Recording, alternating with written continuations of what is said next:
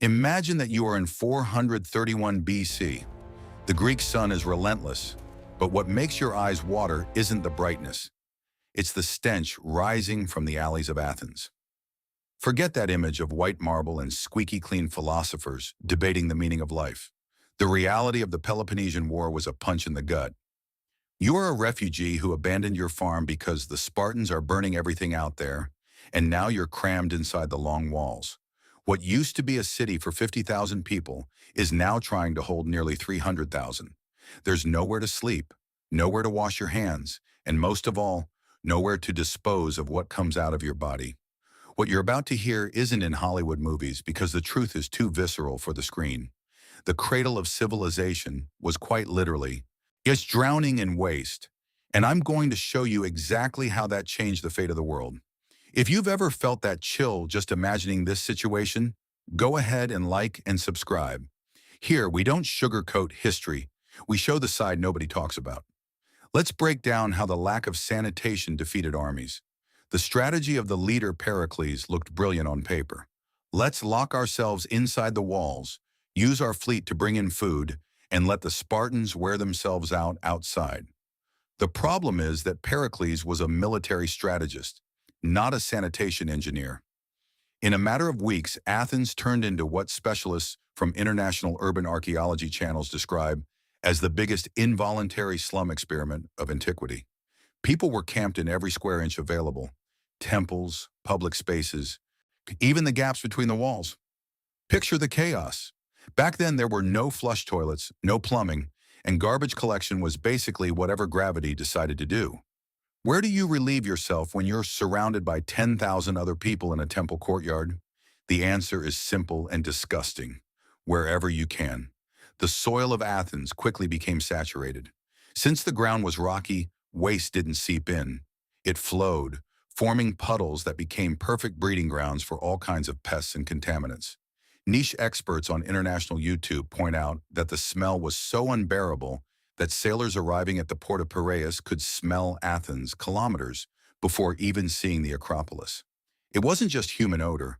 It was food scraps rotting in 40-degree heat, animal carcasses that couldn't survive confinement, and piles of domestic waste. To make matters worse, the city's drainage system, the famous Eridanos stream that crossed the Agora, turned into an open sewer. What used to be ritual water became a thick brown sludge flowing right next to where people bought bread. This extreme population density created a kind of microbial greenhouse effect. If one person got sick to their stomach on Monday, by Wednesday the whole block was down.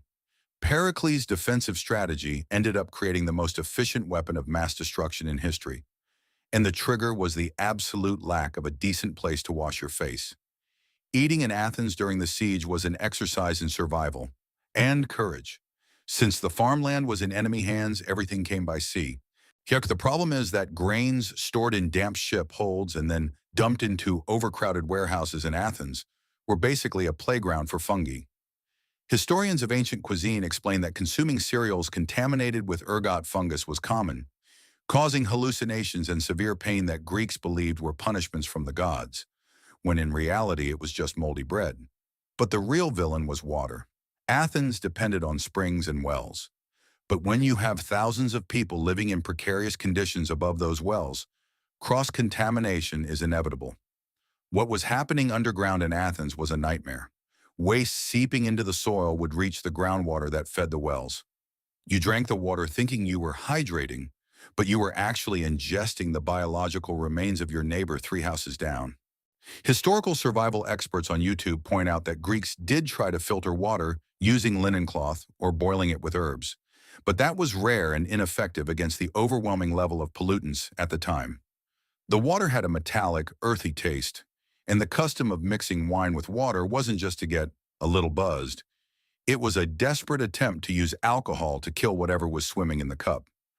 Unfortunately, the alcohol content of Greek wine was far too low to sanitize anything. On top of that, hygiene in food preparation was basically non-existent. With no clean water to wash hands or utensils, flies, multiplying by the billions in garbage piles, became the main vectors carrying contamination from makeshift latrines straight to soldiers' plates. The result? A population chronically weakened by digestive issues and dehydration. Even before the major biological crisis hit, the average Athenian was already fighting their own body, all because the concept of clean hands was a fantasy in a world where mud and human waste were the city's floor. Guys, stop for a second. Imagine living like this for years. If you think your cleaning routine is annoying, go thank your shower today. Drop a comment. Which of these horrors freaked you out the most so far? I want to see your answers.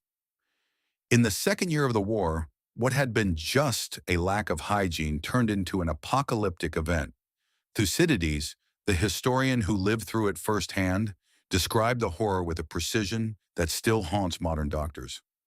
The problem started at the port and spread like wildfire. When people began to feel an unbearable internal heat, their throats turned raw, and their skin broke out in sores and pustules. This wasn't a battle of swords. It was a cellular war that Athens was losing badly. Without using technical terms, let's talk about reality. Non-existent hygiene made this condition unstoppable. Since people were living practically on top of each other, the simple act of breathing or speaking near someone became a sentence. The desperation was so intense that people threw themselves into public water cisterns, trying to cool bodies that felt like they were burning from the inside. And what happened? They ended up contaminating the already limited water supply even more, accelerating the cycle of infection. The scene was straight out of a horror movie. Temples, which should have been places of healing, were filled with people lying helpless while no one dared to help them. The medicine of the time, based on Hippocrates' theory of humors, was completely powerless. They believed the air was corrupted, the famous miasma theory, and tried to cleanse the environment by lighting massive fires on street corners, thinking the flames would purify the air. In reality, the smoke only made it harder for already weakened people to breathe. International science channels that analyze DNA from remains found in the Keramakos Cemetery suggest the culprit may have been an ancestral form of typhoid fever, intensified by the filth. The lack of proper funeral rites made everything worse. With too many people dying at once, bodies were left in the streets or thrown onto other people's funeral pyres without any care. Once the smell of the city shifted from garbage to something far darker. Athens' social structure collapsed. Laws were forgotten because no one expected to live long enough to be punished.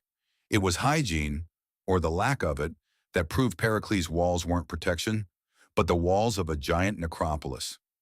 Since they didn't understand what was happening, Greek doctors and healers went into full trial and error mode. If you had been there, your medical consultation would have been a traumatic experience. Practical insights from history of science experts show that, in the absence of real solutions, the focus was on purging. They believed that if your body was dirty, you needed to expel everything. To do that, they used herbs that triggered violent reactions in the digestive system, which ironically, it caused even more dehydration in people who were already dangerously losing fluids. Another common technique was the use of vinegar and honey compresses. Vinegar was basically the hand sanitizer of the time, used to try to clean skin wounds, but without any real understanding of how contamination actually worked. Some physicians recommended that patients drink urine or mixtures with ashes to balance the humors. Imagine the level of desperation needed to accept a remedy like that. Tips from videos by Greek specialists show that the role of religion was just as extreme. People went to the temple of Asclepius for the ritual of incubation. They slept on the dirty temple floor, hoping the god would grant them a cure in a dream. While they slept, non-venomous snakes and dogs would crawl over them and lick their wounds, mainly since it was believed that the saliva of these animals had healing properties. In the sanitary state Athens was in, sleeping on a public floor while being licked by animals was basically asking to pick up 5 more kinds of health problems. There was also the use of amulets and animal sacrifices. The blood from the sacrifices ran over the altars and mixed with the dirt in the streets, attracting even more rats and insects. Improvised medicine became a vicious cycle. Every cure attempted introduced a new layer of filth or physical stress into the patient's body. The medical knowledge of Greece's golden age was humiliated by a simple bacterium thriving in the mud. The few doctors who survived, like Thucydides himself, noticed something revolutionary. Those who got sick once and survived didn't catch it again in the same way. It was there, right in the middle of filth and chaos, that humanity began to glimpse the first ideas of immunity, though they paid a far too high price for that lesson. Attention! We've already hit over 1,500 words of pure brutal history. If you haven't shared this video yet with that friend who loves history or complains about cleaning their room, send it now. Let's see if they can handle this script. Let's keep going. The final impact of this lack of hygiene in the Peloponnesian War was what ultimately determined the end of Athens' hegemony. It wasn't Spartan ships that sank Athenian democracy. It was the internal collapse caused by sanitary neglect. When the biological crisis finally eased, Athens had lost not only Pericles, its greatest leader, but also its confidence and its workforce. The fields were still abandoned. The fleet was demoralized. One and the collective trauma ran too deep to be overcome. The legacy of that period for us is a dark warning. Modern historians in international discussion forums point out that the fall of Athens is the classic example of how intellectual progress, philosophy, arts, theater, means nothing if the biological and sanitary foundation is ignored. The Spartans, who lived in more spread-out military camps and maintained a much stricter discipline of physical hygiene, with constant cold baths and lower population density, ended up with a huge biological advantage. They didn't need to invade Athens. They just had to wait for the city to consume itself in its own filth.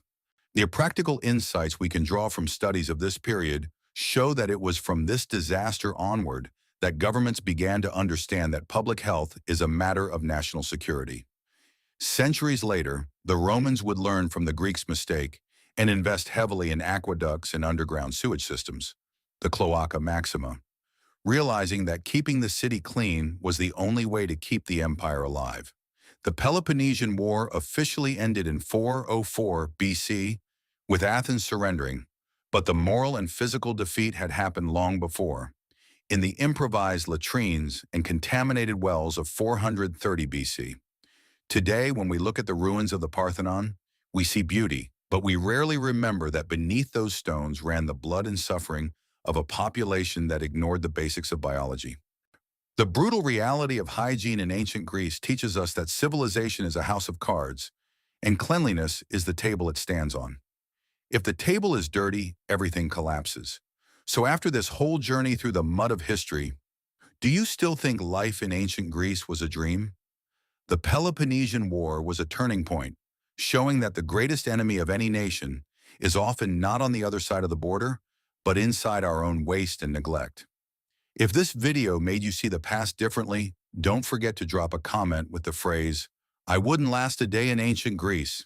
And go ahead and click on the video showing on your screen right now, where I break down another historical fact your teachers never told you. Thanks for watching, and see you on the next trip through time.